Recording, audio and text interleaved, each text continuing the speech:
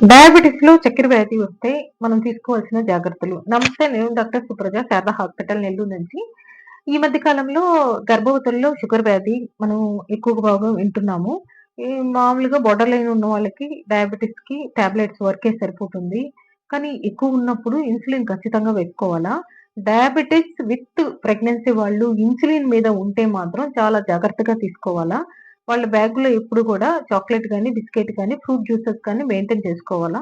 ఎందుకంటే ఎప్పుడు glucose levels తగ్గిపోతాయో monitoring సరిగ్గా ఉండదు కాబట్టి, ఎక్కువ గ్లూకోజ్ తగ్గిపోయిన తర్వాత వాళ్ళకి కళ్ళు తిరిగి పడిపోవడం గాని, హైపోగ్లైసిమియాలొచ్చి బేబీకి గూడా హైపోగ్లైసిమియా వచ్చి ప్రాబ్లమ్ అవుతుంది. అందుకని స్ట్రిక్ట్‌గా గ్లూకోజ్ మానిటర్ చేసుకుంటూ ఉండాలి. ఎక్కువైనా రావచ్చు గానీ తక్కువ రాకూడదు. తక్కువున్నప్పుడు గబుక్కన మీ దగ్గర ఉన్నయి వేసేసుకొని స్ట్రిక్ట్ గ్లైసెమిక్ కంట్రోల్ గాని మేనేజ్ చేసుకోగలిగితే తల్లి, బిడ్డ సేఫ్‌గా ఉంటారు. నమస్తే.